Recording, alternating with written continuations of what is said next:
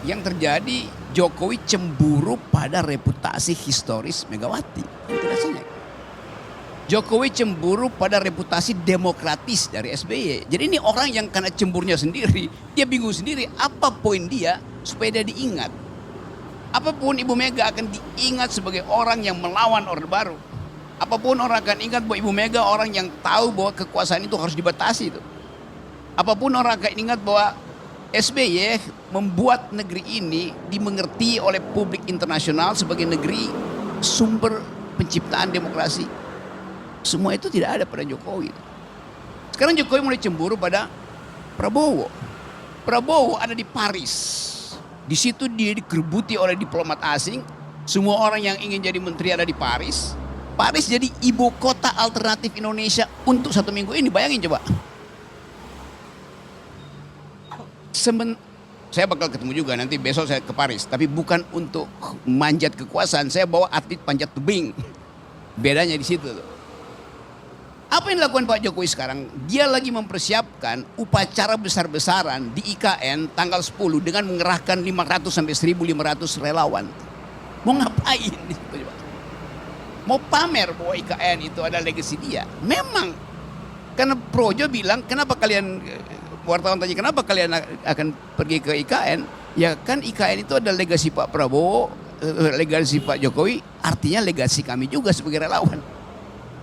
Bayangin logika kekuasaan itu dipersempit sebagai upaya untuk pamer IKN dan menganggap itu legasi Jokowi, artinya legasi dari buat relawan. Jadi bukan legasi buat bangsa memang. Jadi betul tadi Dedi mengatakan bahwa kita hidup dalam the Republic of Fear itu. Republic of Fear itu judul buku ditulis oleh seorang akademisi Harvard untuk menggambarkan keadaan Irak ketika dipimpin oleh Saddam Hussein.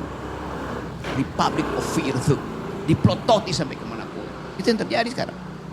Tetapi sangat beruntung bahwa seseorang muncul untuk mengatakan no terhadap fear itu.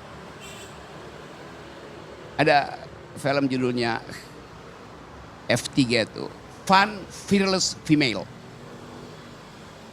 Seorang perempuan yang tidak pernah punya rasa takut itu. Ciri-cirinya apa? Dia mampu untuk menerangkan kedudukan dia itu tanpa dipengaruhi oleh perspektif apapun, selain bahwa dia tahu dia adalah perempuan yang tidak takut pada semua ancaman. Ini judul film ya, Fun Fearless Female. Dia fun karena dia tahu bahwa yang dia ucapkan itu didasarkan pada pengetahuan historis dia tentang segala hal. Jadi kalau bilang siapa yang sekarang disebut Fun Fearless Female? Ya Megawati. Dia gak punya rasa takut. Apa yang dia mau takutkan? Sejarah membackup dia dengan seluruh perspektif. Pidato Megawati di forum itu menunjukkan bahwa akhirnya Megawati tadi kembali pada kekuatan intelektual. Dia ucapkan sejarah pikiran Bung Karno dengan detil tuh. Dia mau bertengkar tentang emang Soekarno komunis atau dia nasionalis? Pada ujungnya Soekarno nasionalis. Hal semacam ini adalah kita mengerti akhirnya. Memori kolektif dari bangsa ini disempurnakan oleh pidato Megawati dalam 12 menit hari ini. Di Partai Perindo itu orang tahu akhirnya. Kan orang anggap Megawati gak ngerti apa-apa.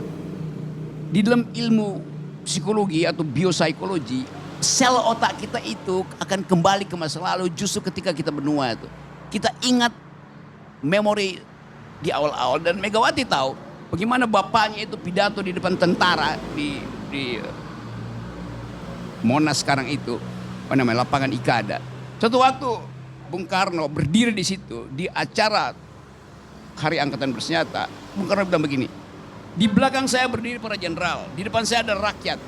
Dan saya mau terangkan pada kalian, jenderal di belakang saya, kalian adalah alat negara. Negara adalah alat rakyat, rakyat adalah alat revolusi. Jadi kalian jenderal, alatnya alat. Bayangkan logika kuat itu. Yang sekarang orang persoalkan itu. Bahwa Jokowi melakukan mutasi segala macam itu tanpa berpikir bahwa yang di belakang itu adalah peralatan negara, bukan peralatan presiden. Sesuka-sukanya pindah-pindahin mutasi, reposisi segala macam itu. Ibu Mega mengerti bahwa mereka adalah alat negara karena itu pakai meritokrasi itu. Jangan karena kedekatan personal segala macam. Lalu orang berpikir ngapain? Jokowi memasang orang-orangnya untuk menyelamatkan dia. Jadi siapa yang lagi dalam keadaan fearless, lagi dalam fearful, ya Jokowi yang lagi cemas dengan kedudukan dia yang tadi. Ya mungkin Oktober itu he is nothing gitu, gonna be nothing gitu. Nah kita mau terangkan itu kepada publik yang sekarang berupaya untuk mencari celah supaya PDIP itu bubar. Ya mungkin PDIP itu sejarah. PDIP tidak didirikan oleh Megawati. PDIP tidak didirikan oleh Hasto, tidak didirikan oleh Puan. Dia didirikan oleh kepentingan sejarah Indonesia. Dia akan ada di situ terus. Apapun problemnya.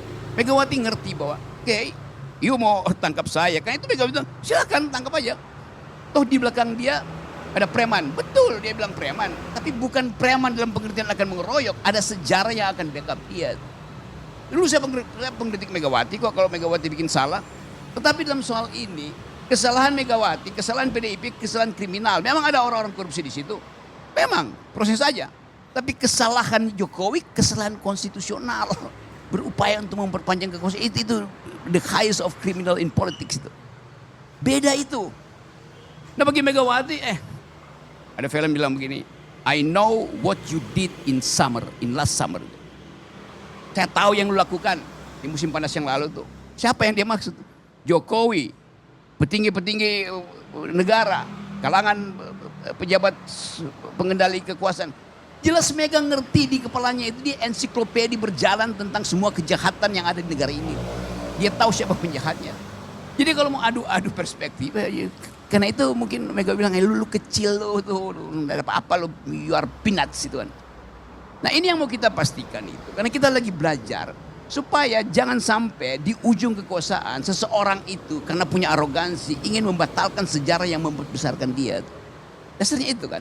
Satu waktu dalam sejarah mitologi Yunani ada seorang ibu dibunuh oleh anaknya karena ingin dipersembahkan kepalanya pada raja yang akan diabdikan berikutnya.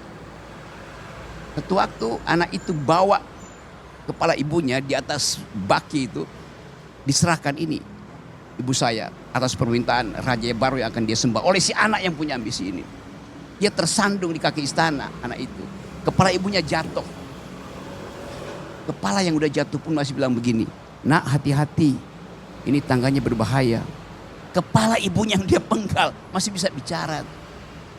Jadi kita belajar dari pengalaman banyak hal tuh, bahwa keadaan kita itu dimanipulasi oleh ambisi seseorang. Dan ambisi itu adalah ambisi untuk memperpanjang kekuasaan dia. Ambisi seorang yang menginginkan dirinya jadi raja. Ambisi yang membuat dia mendorong semua kekuatan dia kendati terengah-engah, tapi tetap ingin berupaya untuk mengendalikan semua keadaan. Jadi kita ada di situ dan pelajaran ini mau kita terangkan pada publik bahwa apa yang kita sebut sekarang sebagai upaya untuk menghancurkan PDIP itu artinya rekayasa dari seorang anak kecil yang dari awal kemampuan dia hanyalah membuat mebel.